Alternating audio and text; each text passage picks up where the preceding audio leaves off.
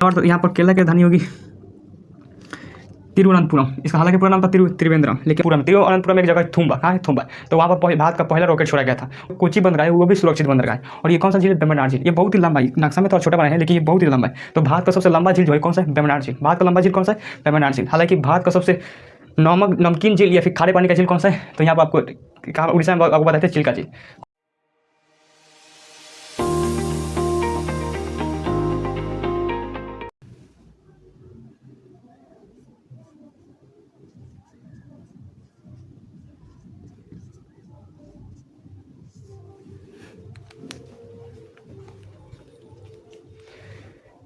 जय हिंद। तो चलिए आज क्या देखते हैं केरला के बारे में। इससे पहले आपको किसके बारे में बता देते हैं, तो तमिलनाडु और इधर से सॉरी तमिलनाडु नहीं, यहाँ पर कर्नाटक और यहाँ से क्या था, यहाँ पर जो था आंध्र प्रदेश, इस सब के बारे में आपको कम्प्लीटली क्या करते थे, बता दिए थे। आगे क्या देखते हैं, आज देखते हैं केरला के बारे में। किसके बारे में देखते हैं? केरला के बारे में। तो केरला के देखने से पहले आप देख लेते हैं कि ये मैप आखिर किधर है। तो देखिए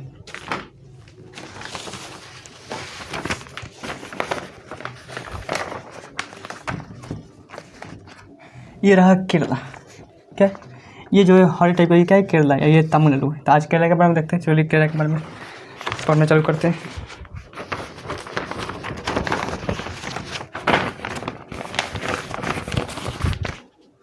तो देखिए क्या है केरला के बारे में। कहता है केरला जो है, केरला के हम इस तट को हम लोग मालाबार तट कहते हैं। ये तट जो है इसे मालाबार तट इसे क्या कहते हैं? मालाबार तट कहते हैं। यहाँ से लेकर यहाँ तक मालाबार तट को कहते हैं। अब ये सब पूरी तरह से क्या है? समुद्र है। तो देखिए अगर ध्यान से देंगे, केरला जो है वो सिर्फ अरब के साइड है। कहता है अरब सागर से टच करता है। ये नहीं कि नीचे हिंद महासागर से और इधर बंगाल खाई से नहीं टच करता है। हिंद महासागर से तो ये तमिलनाडु टच करता है, ये टच नहीं करता। अब ध्यान से देखेंगे नेक्स्ट में तो यहाँ तक ही खत्म हो जाता है। तो केरला जो है केवल किससे टच करता है? किस सागर से टच करता है? अरब सागर से। अब देखिए ये कौन सा है? मालाबार तट। तो यहाँ पर केरला की राजधानी होगी तिरुवनंतपुरम। इसका हालांकि पूरा नाम था त्रिवेंद्रम, लेकिन अभी का नाम क्या है? तिरुवनंतपुरम। बहुत लंबा नाम है तिरुवनंतपुरम। क्या है? तिरुवनंतपुरम। केरला की राजधानी कहाँ है? तिरुवनंतपुरम। हालांकि इसका पूरा नाम था त्रिवेंद्रम। इसका पूरा नाम क्या था? त्रिवेंद्रम। तो जो पहली भारत की जो पहली मिसाइल छोड़ी गई थी, मतलब रॉकेट छोड़ा गया था, कहाँ से छोड़ा गया था रॉकेट?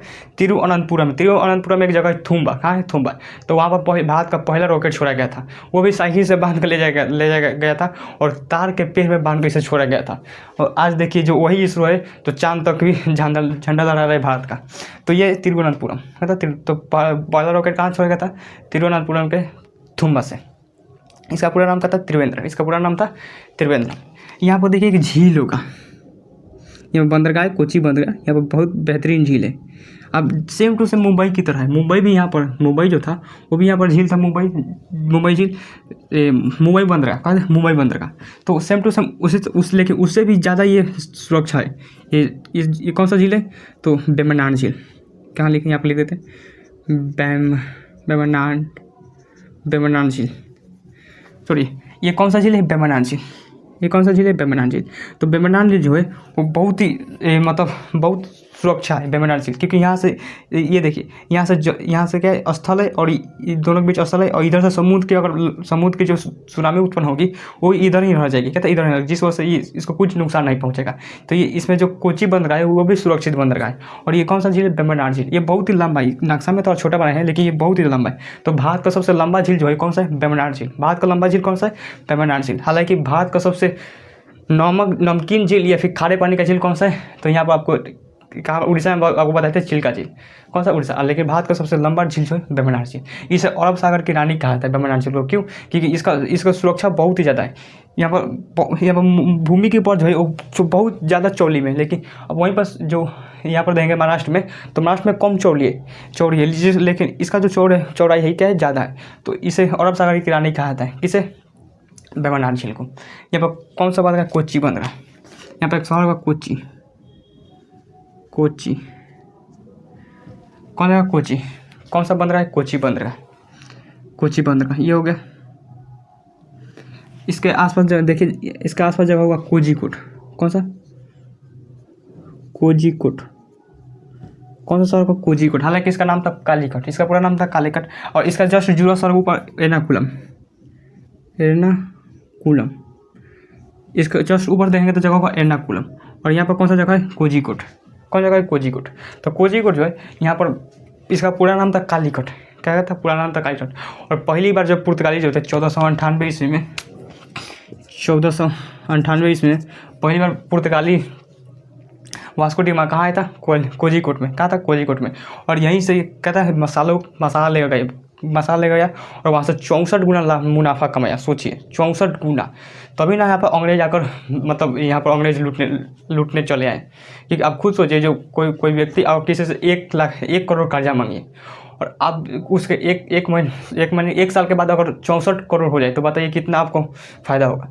तो जब ये गया वापस, जो कौन था ये वास्को डी गामा, जब गया वापस तो 64 गुना मुनाफा कमाया। तो सारे अंग्रेज देखे कि ये तोड़ी भारत क्या है, भारत पैसों का गोदाम है। तो सारे कूद गए भारत पर। क्या था? सारे कूद के जो है भारत पर, मतलब जितने भी अंग्रेज थे सारे चले भारत में। आप देखेंगे British company, east India company और इधर से फ्रांस कंपनी, सब फ्रांस, ब्रिटेन, पुर्तगाल सब चले आए कहाँ पर? भारत में। और ये मालूम रहता कि छोटा ये हाल करेगा तो इसी को यहाँ पर मसाला कूटा जाता। इसी को वास्को डी गामा को ओखली में डाल कर मसाला कूटा, नहीं ओखली में मसाला नहीं कूटा था, खल होते, खल में मसाला कूटा जाता है उसका। सोचिए ये चोटा ये क्या कर दिया, सब कहाँ चला गया था? Vasco D gamma. ये शुक्र है कि वास्को डी गामा कहाँ है? केरल में। कहाँ है? केरल में। और वो गलती से भी बिहार में आता ना तो पक्का उसको तो छोड़ता नहीं। हमारे यहाँ क्या होता है कि जब कोई भी अगर VIP लोग आता है हमारे ये बिहार में तो उसको देखिए कि लोग अजीब पहचान जाते हैं कि वो इस और के न हो लोग, देखिए कि लोग पहचान लेते हैं। पता नहीं वो कैसे दिमाग काम करता है। और हमारा ये क्या होता है, जो कोई भी VIP लोग आता है बिहार में तो जो लड़का लोग होते हैं कुत्ता छोड़ देते हैं पीछे। हम देखें हमारे यहाँ कुत्ता छोड़ देते हैं पीछे, इतना खतरनाक होते हैं। तो छोटा अगर पालन होता है कि ये हाल करता है, इसको ही मसाला कूटा जाता है यहाँ पर। तो केरल को मसालों का राज्य कहा जाता है। केरल को क्या कहा जाता है? मसालों का राज्य कहा जाता है। हालांकि देखिए केरल को मसालों का राज्य इसलिए कहा जाता है क्योंकि यहाँ पर कोई किसी तरह से आप खेती करेंगे तो मसाला आराम से उगेगा, कोई ज़्यादा मेहनत करने की जरूरत नहीं है। जैसे बिहार में देखेंगे मुजफ्फरपुर में ज़्यादा लीची होता है। आप लीची इस तरह से फेंकियो देंगे ना तो वहाँ पर जम जाएगा, लीची का पेड़ का था उग जाएगा। लेकिन उसके आसपास देखिए, जैसे आसपास देखिए छपरा, बिहार, पटना इसके आसपास देखिए, आप फेंकेंगे तो 2-4 अगर बिया फेंकेंगे तब जाके एक जमेगा। तो यहाँ अगर मुजफ्फरपुर में वही चार को बिया चारों बिक देंगे तो चारों जम जाएगा। तो वो जिस वजह से वहाँ पर लीची बहुत ही फेमस था। इसी तरह से मसाला जो है यहाँ पर ईजिली उग जाता है मसाला। लेकिन सबसे ज़्यादा मसाला कहाँ होता है? गुजरात में। कहाँ होता है? गुजरात में। लेकिन इसे मसालों का राज कहा जाता है। लेटराइट मिट्टी बहुत ही मसालों के लिए फेमस होती है। तो ये होता है कोझी। क्या था?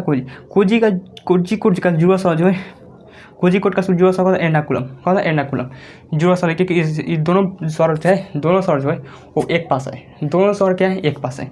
कोई भी बड़ा शहर, 2 बड़ा शहर अगर एक पास हो तो हम जुआ शहर कहते हैं। कई तरह से बताते हैं, जैसे कोझिकोड और इधर से एर्नाकुलम। यहाँ पर कौन था? तेलंगाना में हैदराबाद और सिकंदराबाद क्या है? जुआ शहर है। पटना और दानापुर जुआ शहर है। गुजरात में अहमदाबाद और गांधीनगर जुआ शहर है। तमिलनाडु में चेन्नई और एन्नार जुआ शहर है। तो ये सब जुआ शहर कहते हैं। तो ये कोझिकोड का था। कोझिकोड में 2020 में क्या हुआ था? 2020 में क्या हुआ था? कोझिकोड जो रनवे है, एयरपोर्ट है कोझिकोड में, तो जो वहाँ का रनवे जो है वो बहुत ही छोटा है। क्या था? छोटा है। दोनों तरफ पहाड़ है। क्या? दोनों तरफ पहाड़ है। उस रनवे को हम लोग टेबल टॉप कहते हैं। क्या कहते हैं? Table top. तो 2020 में क्या हुआ था? दुबई से एक जहाज़ आ रही थी जिस वजह से एर्नाकुलम पर क्या होता है, यहाँ पर कोझिकोड बंदरगाह कहते हैं, एयरपोर्ट पर क्या हुआ? गिर गई। हालांकि उसमें बहुत सारी गलतियाँ थी। देखिए एक्चुअली क्या हुआ था कि ये कोझिकोड रनवे है, ये क्या रनवे है?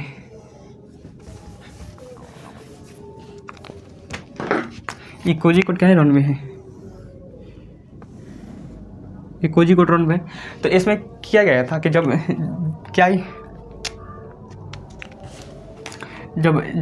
जहाज आई, यहाँ से जहाज आई तो उसमें बहुत ही भयानक बारिश हो रही थी। कहते हैं बहुत भयानक बारिश हो, जिस वजह से बारिश में क्या होता है? धुंध छा जाता है, जिस वजह से आगे आप उतना स्पष्ट नहीं देख पाते। तो जब यहाँ पर जहाज यहाँ पर तक आई तो यहाँ पर आने के बाद ATC एयर ट्रैफिक कंट्रोल से करेगी कि देखिए हमें क्या हुआ, हम उतर नहीं पाएंगे, हम लैंड नहीं कर सकते क्योंकि यहाँ पर आगे कुछ दिख नहीं रहा है, क्योंकि बारिश हो रहा था उसमें, तो कह रहे कुछ नहीं दिख रहा है। तो तो इसने पायलट कहा कि हम लोग क्या कहते हैं, हम लोग गो अराउंड करना चाहते हैं। गो अराउंड का मतलब होता है एक बार चक्कर लगाना चाहते हैं। तो एक बार चक्कर जो होता है कई तरह से लगाया जा सकता है। आप बहुत ही इस तरह से आकर चक्कर लगाइए, बड़े पैमाने पर चक्कर लगाइए, या फिर आप छोटे पैमाने पर भी चक्कर लगा सकते हैं। जैसे इस तरह से सीधे जाइए, इस तरह से सीधे जाइए और यहाँ से मुड़ कर क्या कीजिए, यहाँ पर चलिए, कहते हैं यहाँ से मुड़ कर चलिए और इधर से उतर जाइए। लेकिन इसे हम लोग टीयर ड्रॉप, इसे क्या कहते हैं, टीयर ड्रॉप, इसे हम लोग टीयर ड्रॉप कहते हैं। इस पायलट जो उतरता है इस तरह से, इसे हम लोग टीयर ड्रॉप कहते हैं। ये बहुत ही हाईली एक्सपीरियंस जो पायलट होता है वही उतरता है। ये नहीं कि नौसिखिया लेकर चल गए और आप टीयर ड्रॉप करें तो पता चला आपका लैंड सीधा भगवान के पास हो रहा है बर्बाद कर देगा। तो टीयर ड्रॉप जो होता है बहुत हाईली एक्सपीरियंस जो पायलट होते हैं वही करते हैं। तो इन्होंने कहा कि ठीक है, इस पायलट ले गया और टीयर ड्रॉप कर दिया। लेकिन जब टीयर ड्रॉप किया ना, तो जब नीचे आया, उसको नीचे आते अब ये थोड़ी ना कि हवा में उतरते, उसको नीचे आते वही वो आधा रन में हिल गया, यहाँ तक हिल गया, वो आधा रन में हिल गया। अब जब नीचे उतरा तो उसकी स्पीड बहुत ही ज़्यादा होती है, ये हवाई जहाज़ की स्पीड बहुत ही ज़्यादा होती है। तो जब उतरा तो अब ब्रेक मारते वो क्या हुआ, पूरा रनवे खत्म हो गया और अभी तक नहीं रुका। फिर ब्रेक मारते थोड़ा दूर क्या होता है, खेत खलियान खाली जो जगह होता है उसमें हिल गया। और आगे क्या था, पहाड़ था, उसके नीचे खाई थी। और क्या वो जैसे ही वो नहीं रुक पाई, लेकिन धीरे धीरे होते वो क्या कर पहाड़ से गिर गई, पहाड़ से 100 मीटर गहराई पे गिरी। अब पहाड़ी क्या हो गया, दो आधा हो गया, दो टुकड़ा हो गया। लेकिन शुक्र का बात ये था कि उसमें लोग क्या होते बच गए थे, क्योंकि वहाँ पर आग क्या था, उस जहाज में आग नहीं लगी थी, क्योंकि बारिश हो रहा था और आग नहीं लगी, जिस वजह से बहुत सारे लोग क्या होते बच गए थे। तो आग के कारण देखिए, कोई भी पायलट में जहाज में जो होता है वो आग लगने से मृत्यु हो जाती है। अब ये देखिए हमारे जो बिपिन रावत साहब जो थे उनको भी तो आग लग गया, जिस वजह से अगर क्रैश हो जाता है, अगर क्रैश होने के बाद चांसेस रहता है कि आप बच सकते हैं, यानी आग लग गए तो आप नहीं बच सकते। हमारे यहाँ कहावत कहा जाता है कि यदि चोर घुसता है तो सिर्फ सामान लेकर जाता है और अग्नि घुसती है तो पूरा खानदान लेकर जाती है। तो हमारे कहावत कहता है। तो ये देखिए ये हो गया। लेकिन यहाँ पर गलती जहाँ थी, दो चीज़ गलती थी। क्या गलती थी, आप खुद सोचिए। देखिए पहला क्या, देखिए कोई भी रनवे जो है, अगर कोई भी रनवे अगर छोटा है, तो वहाँ पर वहाँ का हवाओं को डायरेक्शन के हिसाब से क्या बनाना चाहिए, हवा को डायरेक्शन के हिसाब से बनाना चाहिए। क्या बनाते हैं, रनवे, हवा को डायरेक्शन में रनवे बनाना चाहिए। यानी हवाई पूरब से पश्चिम की ओर चलती है या फिर पश्चिम से पूरब की ओर चलती है, तो हवाई जो रनवे इसी तरह से बनाना चाहिए, जिस तरह के, क्योंकि अगर मान लें कि ये रनवे और इधर से हवा जा रही है और इधर से हवा जाती है, यानी पूर्वी हवा या पश्चिमी हवा चलती है। लेकिन अगर इसमें अगर इस तरह से हवा जाती है तो दो चीज़ की फ़ायदा होता है। पहला कि अगर ये एक बार क्या हुआ था, मंगलौर में जो था वो उतरने के समय क्या हुआ था कि वो रनवे जब नीचे, हवाई जब नीचे आई तो हवा क्या थी, उसे ढकेल दी। कहता हवाई क्या कर दी, ढकेल दी। और रनवे के जगह एक जगह कहाँ उतर गया, खेत में उतर गया, जिस वजह से ऊपर खबर जगह थी, जिस वजह से एक विंग्स टूट गया। हालांकि नुकसान नहीं पहुंचा था, लेकिन ये कहते हैं हवाई का डायरेक्शन बनाना चाहिए। कहता है हवाई का डायरेक्शन, ताकि हवाई अगर मान लें कि इधर की ओर आई है तो हम लोग इधर से उतरेंगे, ताकि हवाई पहला चीज़ की वो ढकेलेंगे नहीं, और ढकेलेंगी तो और भी अच्छा होगा हमारे लिए, क्योंकि और भी रोकने में मदद करेगा। क्योंकि अगर इस तरह से रनवे रहता है, इस तरह से रन रहता है, यहाँ पर जहाज जाता है, तो यहाँ से हवाई क्या मार देगी, प्रेशर प्रेशर मारेंगे तो हवाई क्या कर देगी, इसे जहाज उतर रहा है तो इसे ढकेल कर इधर कर देगी, जिस वजह से रनवे जो है अगर कुहासा वगैरह में, हालांकि इस तरह से एक व्यक्ति होता है वो दिशा दिखाने के लिए कि यहाँ पर इस साइड में उतारिए, लेकिन कितना भी उतारिए कभी ना कभी गलती होगा, तो कुहासा वगैरह में गलती हो जाता है। तो उसी तरह से हुआ था। लेकिन यहाँ पर क्या गलती थी, यहाँ पर एक चीज़ गलती थी। देखिए कोई भी अगर छोटा रन में है, देखिए कोई भी अगर छोटा रनवे है तो उसमें क्या कर देना चाहिए, एक इमास आता है। क्या होता है इमास, कंक्रीट का होता है इमास। क्या होता है कंक्रीट, इमास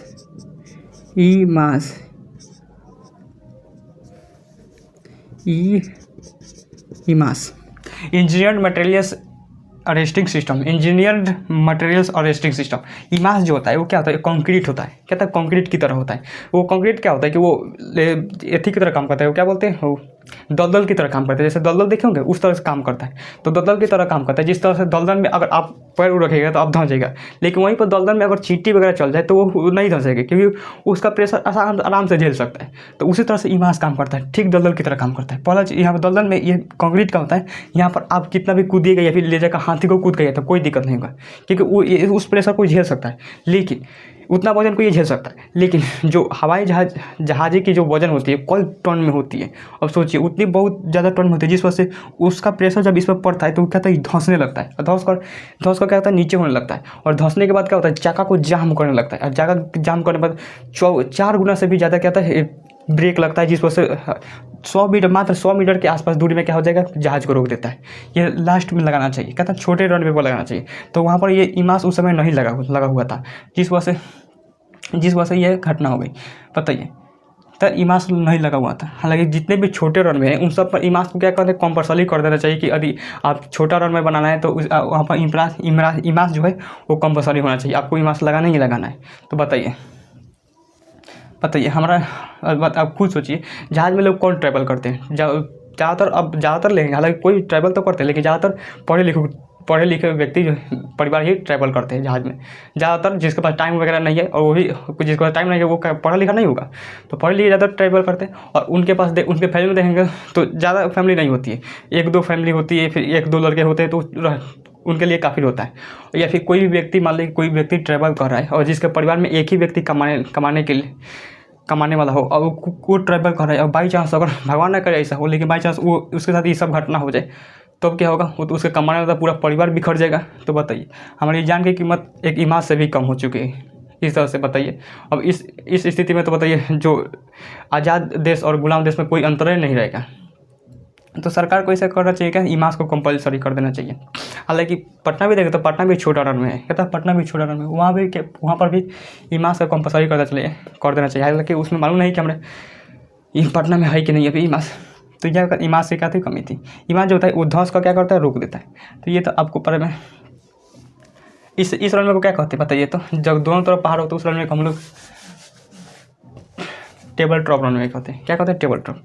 अब पढ़िए, ये हो गया कोझीकोड, यहाँ पर एर्नाकुलम, उसके ऊपर देंगे तो जगह कासरगोड, सबसे ऊपर देखिए यहाँ पर जगह कासरगोड, कैसरगोड। कौन सा जगह, कासरगोड। कासरगोड में नारियल बहुत ही ज़्यादा होता है। तो नारियल अनुसंधान केंद्र कहाँ पर, कासरगोड में। केरला में देखेंगे तो ज़्यादातर नारियल का तेल वगैरह निकालते हैं, तो ज़्यादातर कासरगोड कहाँ है, बोले कासरगोड कहते हैं। नारियल अनुसंधान केंद्र कहाँ है, कासरगोड में। कहाँ है, कासरगोड। तो ये क्या था केरला के बारे में। अब आते हैं तमिलनाडु के बारे में। किसको नाम रखते हैं, तमिलनाडु। तमिलनाडु के बारे में देखते हैं। तमिलनाडु यहाँ पर जगह जगह देखेंगे चेन्नई। कौन जगह, चेन्नई। चेन्नई का पूरा नाम था मद्रास। चेन्नई का पूरा नाम क्या था, मद्रास। चेन्नई जो है तमिलनाडु की राजधानी है। चेन्नई जो है तमिलनाडु की राजधानी है। चेन्नई का दूसरा शहर होगा एन्नौर। चेन्नई का दूसरा शहर कौन सा होगा, एन्नौर।